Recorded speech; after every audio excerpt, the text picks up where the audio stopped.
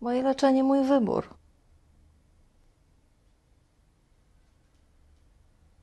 Dzieciństwa mojego najbardziej pamiętam taki rodzaj samotności. Moi rodzice bardzo wcześnie się rozwiedli. Mój tata założył nową rodzinę, więc go nie było. Moja samotność polegała głównie na tym, że nie miałam osoby, z którą byłabym w stanie porozmawiać, wyżalić się, wypłakać. Natomiast dzień i tydzień, w ogóle moje życie wypełniało w sumie masę różnych zajęć. W mojej rodzinie o narkotykach się nigdy nie rozmawiało. Pierwsze w zasadzie, czego spróbowałam, to był alkohol. Dopiero później przyszło papierosy, marihuana i heroina. Heroina dlaczego? Dlatego, że poznałam fantastycznego chłopaka, który bez żadnych męsko-damskich podtekstów zajął się mną jak brat. I okazało się, że jest uzależniony od wielu lat od heroiny. Dla mnie to było tak coś nowego, tak coś innego, że spróbowałam dlatego, żeby zrozumieć, co takiego w tym jest, że jemu nie pozwala się z tego uwolnić. No i niestety spodobało i mnie się branie heroiny. Sprawę zdałam sobie z tego, że jestem uzależniona w momencie, w którym umarł ten chłopak. Moi rodzice zareagowali na początku niedowierzaniem, pytaniem głównie ze strony ojca, dlaczego mi to zrobiłaś? Natomiast nie miałam takiego poczucia, że jak gdyby odsuwają się ode mnie. Pomogli mi przetrwać ten okres detoksu. Udało się trafić do dobrego ośrodka, z którego co prawda uciekłam dość szybko, ale trafiłam tam. Odwiedzali mnie obydwoje. Rzeczywiście nie miałam takiego poczucia, że jestem wykluczona z rodziny nigdy. Poznałam w międzyczasie swojego ukochanego, z którym mam wspaniałą córkę w tej chwili, 25-letnią, która towarzyszyła mi jednak przez te wszystkie lata, też nie oceniając mnie. Na początku lat 90. okazało się, że w Polsce zostanie wprowadzone leczenie substytucyjne w jednym, jedynym szpitalu w Polsce. Taki program eksperymentalny. I w sumie Bogu dzięki i ja, i mój partner, ojciec mojej córki, dostaliśmy się, zostaliśmy przyjęci. I to był nasz pierwszy kontakt z innym leczeniem niż terapia grupowa.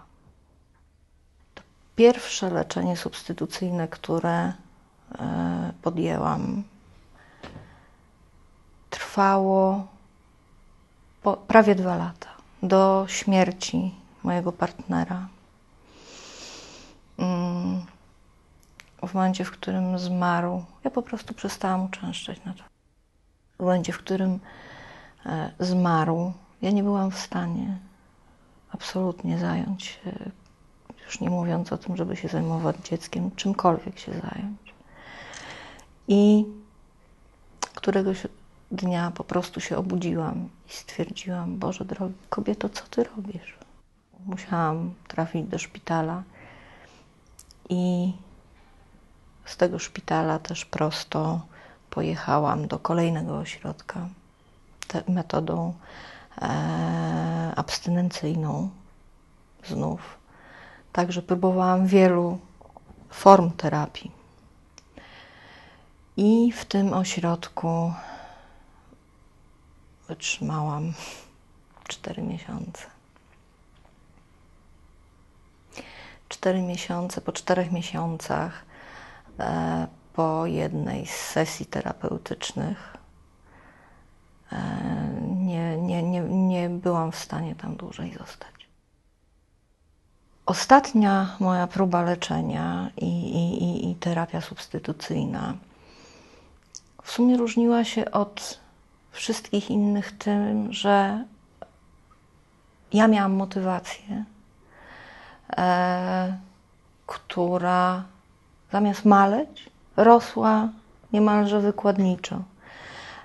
Na tyle ja się zmieniłam i mój stosunek do wielu rzeczy, że wróciłam do domu, zaczęłam opiekować się dziećmi. Moja rodzina widziała to, że nastąpiły tak duże zmiany w moim życiu, w moim podejściu do świata, że coraz bardziej mi zaczęła ufać.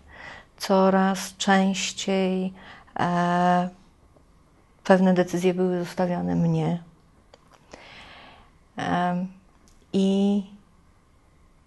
I myślę, że to też dawało mi właśnie jeszcze dodatkowo, jak gdyby podbudowywało tą moją wiarę w to, że można.